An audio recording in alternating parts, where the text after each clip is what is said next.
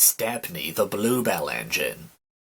Dear readers, Percy is a kind-hearted little engine. He feels sad because many fine steam engines are cut up on the other railway. Percy's ideas, however, though natural for an engine, are a little muddled. British Railways officials are not cruel. They are sad to lose faithful steam friends, and glad to help engines to go to places like the Bluebell Railway at Shelford Park in Sussex, where they can be cared for and useful and safe. The author, the Reverend Wilbert Awdry. Bluebells of England. The bluebells are coming, oh-ho, oh-ho. The bluebells are coming, oh-ho. If you must sing, Percy, grumbled Douglas, can't you sing in tune? Anyway, our song's about Campbells, and mine's about bluebells. Then it's daft. Bluebells are flowers. Flowers can't come, they grow. My song isn't daft. Percy was indignant. It is then. I can whine about flowers. We've a song called The Bluebells of Scotland. But, said Percy triumphantly, the bluebells of England are different. They are engines, and one of them is coming with his controller. Didn't you listen, he went on severely, to the fat controller telling us about it? I was away. Oh dear. I couldn't understand it all, but engines on the other railway aren't safe now. Their controllers are cruel. They don't like engines anymore. They put them in cold, damp sidings. And then... Percy nearly sobbed. They cut them up. You're right there, agreed Douglas. If I hadn't escaped, I'd have been cut up too. It's all because of young diesels. They're all devils, he added fiercely. Fair play, Douglas, reminded Percy. Some are nice. Look at Rusty or Daisy. Maybe so, answered Douglas. I'd never trust one myself. But what I cannot understand is all of your blather about bluebells. The Bluebells are kind people who want to save engines. They've made a place in England called the Bluebell Railway. Engines can escape there and be safe. Like me winning away here? Yes, Percy went on. Just like that. If they are old or ill, a fitter makes them well. They can have their own special colours, all the coal and water they need, and pull trains too. That's broad hearing, said Douglas with feeling. The fat controller says Stepney was the first engine to escape there, so he's asked him to visit us and bring his controller. But, objected Douglas, how about young diesels? Mightn't they catch him on their way? We thought so too, said Percy, but the fat controller says there's no danger of that. Stepney's a match for any diesel. Besides, his controller will take care of him. He's a brave engine for all that, said Douglas admiringly. Fancy fighting his way through all those diesels just to see us. Look, squeaked Percy, the station's crowded. Silly, how can I look? Unless I'd be a corkscrew. Why have they all come? There's no train. But Percy was wrong. The signal dropped, and from far away, an engine whistled. A gleam of yellow shone through the bridge girders. Here he comes, yelled Douglas. The two engines whistled excitedly in welcome. Replied Stepney, as with passengers and people waving and cheering, he puffed proudly through the junction on the last stage of his long journey. Stepney Special. So I tried very hard, but I couldn't work properly, and they put me on a siding. I stayed there for days and days. Other engines were there too. I was afraid. I'd have been afraid too, said Edward. But then some workmen came. They mended me and even gave me a coat of paint. I couldn't understand it until my driver came. Stepney, you lucky old engine, he said. You've been saved. The Bluebell Railway has bought you. What a lovely surprise, smiled Edward. Have they saved other engines besides you? He asked. Oh yes, answered Stepney. You'd like our Bluebell and Primrose. They're twins, he chuckled, and as like as two peas. They only had numbers at first. Bluebell was 323 and Primrose is 27. They were very pleased when our controller gave them names. Some say he was wrong to do it. It certainly made them cocky, but they do work hard, and I think our controller was right. All engines ought to have names. Yes, agreed Edward. It's most important. That's why, Stepney continued, we've given names to our 488 and 2650, but our controller doesn't know. It's a secret. Don't tell him, will you? Of course not, smiled Edward. They are both very pleased about it, because now they feel part of the family. We call 488 Adams, after his designer, you know. He is a lovely engine, a Southwestern from Devon. He can stroll away with any load he's given. Cromford, who is 2650, has been pulling trucks up high peaks in Derbyshire. He is tough, is Cromford. He had to be for the job. Captain Baxter is tough too, Stepney went on, and rather rude, but he's worked in a quarry too, and you know what that does to an engine's languages and manners. I do indeed, said Edward gravely. He's a good sort, really, said Stepney. I like him. We both miss our work with trucks. He paused. I oughtn't to say this, he went on, after everyone's been so kind, but our line is very short, and I never get to do any goods runs now. I miss them dreadfully. Never mind, smiled Edward. Perhaps you'll get some while you're here. Stepney said goodbye to Edward, and then returned to the big station. There he helped Duck shunt the yard. They were soon great friends, and enjoyed their afternoon together. Thomas arrived before they had finished, and stayed till it was time for his last branch line train. But that train's tail lamps were hardly out of sight when the two engines heard a commotion at the station. Hello, said Duck. I wonder what's up. Presently, the night duty shunter came hurrying to the shed. The bell in the cabin on the branch line rang once, then 5, pause 5. That means shunt to allow following trains to pass. The signalman was puzzled. He telephoned control. A special, is it? I see. Thomas and his passengers grumbled at being delayed, but there was no help for it. Soon they heard an unfamiliar puffing, express headlamps swayed and twinkled, then Stepney, pulling one coach, loomed into the station lights. He slowed to exchange tablets, whistled a greeting, then gathered speed into the night. Well, bust my boiler, said Thomas the tank engine. Shunted, fumed Thomas the next morning. On my own branch line, too. It's a disgrace. I'm sorry, said Stepney. I was a special, he explained. Why? An important passenger came after you had gone. He said he must get home, and ordered a special. Duck kindly let me take it. We had a splendid run. No record-breaking, of course, but... Ah, well, said Thomas modestly. Perhaps when you know the road as I do. Exactly, put in Stepney. You're such an expert. Thomas, flattered, forgot he was cross, and told Stepney all about his branch line.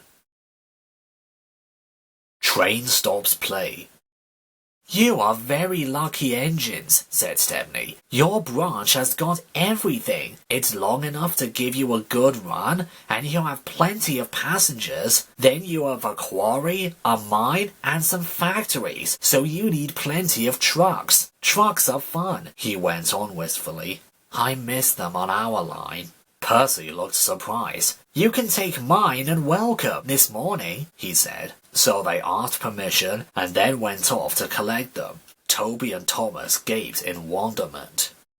Stepney took his trucks to the harbour, picked up a load of empties, and started back. On the way, they were stopped by a signal near a cricket field where a match had just started. They settled down to watch. Presently, some fielders came towards them and waved. Could you move, please? They asked. Your last few trucks are behind the bowler's arm. Sorry, smiled the driver. Will this do? And he eased Stepney forward until he stood under the signal. The cricketers shouted their thanks, and play started again. The batsman hit out, and soon a skyer towered towards the train. Clunk! Down went the signal. There was another clunk too, as the ball fell on the train, but neither driver nor fireman heard it. They were too busy. Stop! Yelled the fieldsman, but Stepney's noisy starting drowned their shouts. Come along, he puffed to the trucks, and left the frantic fieldsmen behind. Our one and only ball, they said sadly. 4 of them piled into an ancient car. Wake up, Caroline, they said. Caroline coughed crossly, reluctantly came to life, and they rolled out onto the road. Stepney wasn't hurrying. He had just crossed the river when Caroline came up behind. She wailed. Road and rail ran side by side. The cricketers waved and shouted, but they were too far away for the firemen to recognize them or hear clearly what they said. If those jokers want a race, remarked the driver, they can have one. He advanced his regulator, and Stepney drew ahead. Poor Caroline wasn't happy. She rattled along at twice her usual speed. Master shouldn't treat me like this, she grumbled. This pace is too hot for my system. It'll fuse all my circuits. Hurrah! She exclaimed. That silly train has run into a hole, so we can't catch it. Now Master will have to be sensible and go home. But Master didn't go home. Caroline nearly boiled with fury when he made her climb a steep hill and run down to the station on the other side. Caroline arrived just as Stepney had shunted the trucks. His crew were going off duty. The cricketers explained what had happened. The driver and fireman were surprised. Did you say the 3rd truck from the van? They asked. They all went and looked. The ball was there, nestling under some straw. We're very sorry, the driver said. Never mind, you couldn't help it. Now we must get back quickly. That's just it, said the driver. You'll never be quicking Caroline. She looks worn out. Wait a minute, he went on. I've got a plan. The driver spoke to the station master and signalman. Then they rolled Caroline onto a flat truck and coupled a brake van behind it. The cricketers got in and Stepney pulled the train. They reached the field in no time. Stepney watched from a siding, while driver, fireman and guard sat in the pavilion. There were no more lost balls, and the game was played to an exciting finish. Even Caroline was pleased. She doesn't think trains are silly now. They have their uses, she says. They can save the wear on a poor car's wheels. Bowled out. The big Diesel surveyed the shed. Not bad, he said. I've seen worse. At least you are all clean. The engines gaped. It's not your fault, he went on, but you are all out of date. Your controller should scrap you and get engines like me. A fill of oil, a touch on the starter, and I'm off, with no bother, no waiting. They have to fuss round you for hours before you are ready. At last the engines found their voices. An inspector had to come to stop the noise. They held an indignation meeting early the next morning around the turntable. Disgraceful, said Gordon. Disgusting, said James. Despicable, spluttered Henry. To say such things to us, burst out Donald and Douglas. It's to teach them a lesson we'd be wanting. But no one had any good ideas, and at last they all went off to work, except for Duck and Stepney. Never mind, said Duck. We'll be sure to think of something. We'll have to be quick then, warned Stepney. But their chance came sooner than expected. Diesel purred comfortably. He was being warmed up well before time. An inspector watched a fitter making adjustments. The wind tugged at the inspector's hat. The fitter replaced the air intake cover. Okay, mate, he said. Diesel saw his coaches waiting at the platform. He rolled proudly towards them. Look at me, Doc and Stepney, he purred. Now I'll show you something. He advanced a few yards, then suddenly he coughed, faltered, choked, and stopped. The inspector, meanwhile, had seen nothing of this. He was looking for his hat. Can we help you at all? Asked Doc and Stepney sweetly. Diesel seethed with baffled fury as they pushed him back into the shed. My hat! Exclaimed the inspector as the cavalcade went by. Bother your hat, said the Fat Controller crossly. The train's due out in 10 minutes, and you'll have to take it, Doc. Doc looked doubtful, but then Stepney asked, Can I help him, sir? He felt better. The Fat Controller was pleased too, and hurried away almost cheerfully to make the arrangements. The engines and their crews made careful plans. A good start is everything on a job like this, warned Stepney. So as they backed down, they dropped sand on the rails, rolling it firm with their wheels. Both controllers were there to see them off. Gordon will take over from halfway, said the Fat Controller. So get the train there. Never mind about being late. Good luck. Don't worry, sirs, smiled Stepney. We'll get there. And be early, too. They stood waiting, sizzling with excitement, ready and eager to be off. At last, the guard's flag waved. The engines dug their wheels into the sand and gave a mighty heave. Come on, puffed Doc, while Stepney barked excitedly in front. Moving carefully over the points, they reached the open line. Now for a sprint, waffed Stepney. I'm ready when you are, puffed Doc. Faster and faster they went, till their wheels were turning at such speed that their sidewards were merely blurs. Under clear signals, they whizzed through Edward Station and charged at Gordon's Hill beyond.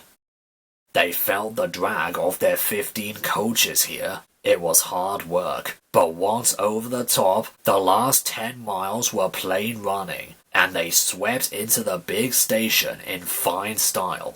Hello, said Gordon. You're early. That's one in the headlamp for old Diesel. Have you heard the latest? He chuckled. Diesel had sucked the inspector's hat into his air pipe. That's why he broke down. James says he is sick with boiler sludge and sulking in the shed.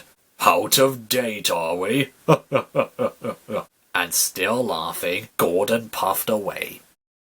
Everyone was sad the next day when Stepney had to go. All the engines who could came to see him off. The Fat Controller made a speech, and so did Stepney's controller. Donald and Douglas made everyone sing Auld Lang Syne, and then Stepney and his controller puffed off to a chorus of cheers and whistles. Goodbye, Stepney. Come again. Goodbye. Goodbye. But what about Diesel? He had slipped away the night before. He said goodbye to no one, but left 2 things behind: the nasty smell of bad manners and a battered bowler hat.